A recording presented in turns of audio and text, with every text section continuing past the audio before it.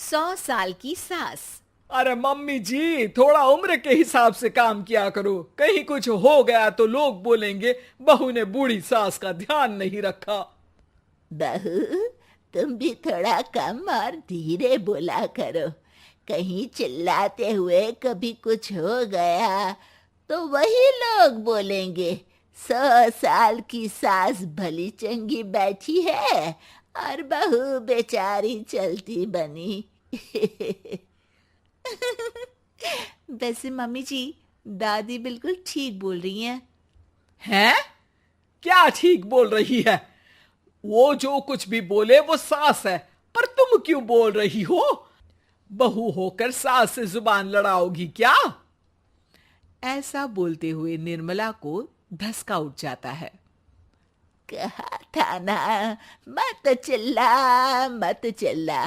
तुझे बिना सास और बहू से जुबान लड़ाए बिना शांति नहीं मिलती। अरे माँ, दादी की बात सुन लिया करो, तुम्हारे भले के लिए बोलती है ना। अरे कोई भला नहीं, इन्हें बस मुझे परेशान और शो ऑफ करने का शौक है। हाँ। चल झूठी। इस परिवार में 3 पीढ़ी की औरतें रहती है, जिनका हर समय कोई ना कोई अलग ड्रामा चलता ही रहता है, जिससे और किसी का पता नहीं, लेकिन सूरज बहुत परेशान रहता है। माँ, पियाली और दादी, आप तीनों के पास एक दूसरे को सास बहू वाले ताने देने के अलावा कुछ काम हो या नहीं, पर मेरे पास जरूर है। इसीलिए पियाली, जरा लंच ले आओ, मुझे ऑफिस भी जाना होता है।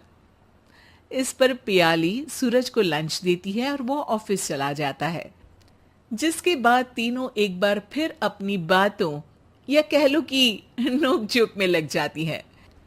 इसी में दिन बीत जाता है। रात को सूरज के साथ उसके दोस्त भी खाने पर आते हैं। पियाली, मेरे कुछ दोस्त आए हैं। सॉरी, अचानक प्लान बना तो बता नहीं पाया। तुम जल्दी से डिनर बना दो ना।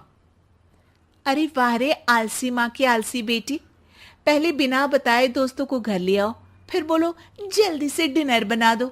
इतनी जल्दी है तो खुद बना लो।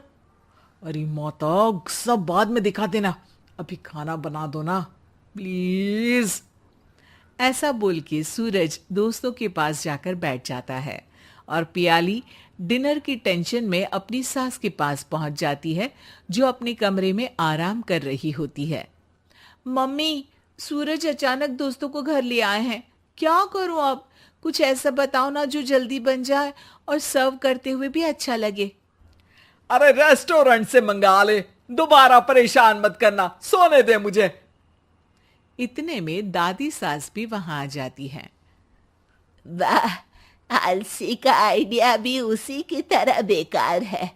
कोरोना में बाहर से खाना मंगाएंगे। बहू, तुम सो ही जाओ, वही काम अच्छे से कर सकती हो। चल पियाली, मैं बताती हूँ क्या करना है। इस पर दादी सास पियाली के साथ मिलकर सारे मेहमानों के लिए खाना बनाती है, जिससे उन्हें ज्यादा मेहनत भी नहीं करनी पड़ती और सबका पेट भी भर जाता है। दादी के इस आइडिया से पियाली और सूरज बहुत इम्प्रेस हो जाते हैं। दादी, क्या यही खाना आपकी इस उम्र में इतना एक्टिव रहने और एंडलेस लाइफ का राज है? वैसे दादी ने आज तक राज किसी को बताया नहीं। इन्होंने ससुर जी तक को नहीं बताया, तभी तो वो ऊपर पहुंच गए और ये अभी तक यही है। तेरी सास मेरे ऊपर पहुंचने का ही इंतजार कर रही है, पर इस आलसी का ये सपना पूरा नहीं होने वाला। क्यों जी, अमर होने का वरदान लेकर आई हो क्या? अमर का पता नहीं, पर लगता है तुझसे लंबा जरूर जी लूंगी। इससे पहले कि दोनों सास बहू में कोई बहस शुरू होती, पियाली बीच में बोल पड़ती है। ठीक है, आप दोनों लड़ क्यों रही हैं? हम तो चाहते हैं कि आप दोनों हमारे साथ हमेशा रहें। पियाली की बातों पर दोनों शांत हो जाते हैं और उनकी लाइफ पहले जैसे चलने लगती है, जहां दादी सुबह जल्दी उठकर कुछ न कुछ काम करते हुए पूरा दिन बिताती है, तो वहीं निर्मला और पियाली लेट उठने से लेकर धीरे धीरे आलस में काम करना और जब मर्जी सो जाने से अपना दिन बिताती हैं। एक दिन निर्मला की सहेली उनके घर आती है। अरे क्यों रे निर्मला, कैसे चल रही है जिंदगी?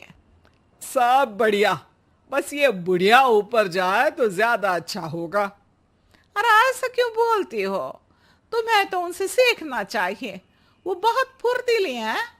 मैं उन्हें रोज मॉर्निंग वॉक करते हुए देखती हूँ, और वहीं तुम और तुम्हारी बहू है जिन्होंने शायद सुबह का सूरज आज तक देखा ही नहीं होगा। सहेली की बात सुनते ही निर्मला भड़क कर चिल्लाते हुए पियाली और अपनी सास को वहां बुलाती है, जिनके साथ सूरज भी वहां आ जाता है और ये सब देख सहेली वहां से चली जाती है। अरे सासू माँ, आपको हमसे क्या दिक्कत है? अब तो मेरी सहेलियां भी आपकी वजह से मुझे ताने देने लगी है। मम्मी जी, कुछ तो लोग कहेंगे, लोगों का काम है कहना, आप इग्नोर करो ना। अच्छा वैसे महारानी, वो तुम्हें भी वही सब बोल रही थी? है? मैंने क्या किया? अरे किलस क्यों रही हो? अब तो समझो और अपना लाइफस्टाइल सुधारो। ओ मोरी मैया, अब हमारा लाइफस्टाइल भी खराब हो गया क्या? आपका तो हाई फाई है ना, बस उतना ही ठीक है।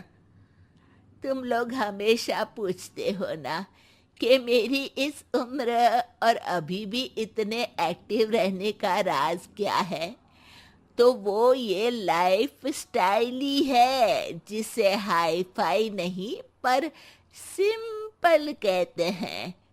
दादी, अब कहना क्या चाहती हो?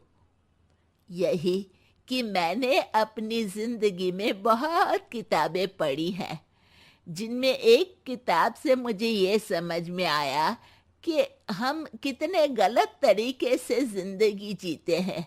उसी के बाद मैंने एक अच्छे जीवन के लिए इकिगाई रूल अपनाया, जिसका मकसद तो सिर्फ अच्छा जीवन जीना था।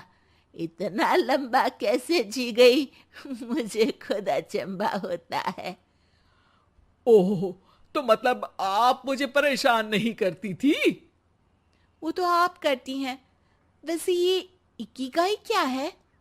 थोड़ी रिसर्च खुद भी कर लो आलसियों, सब मैं ही बता दूं क्या?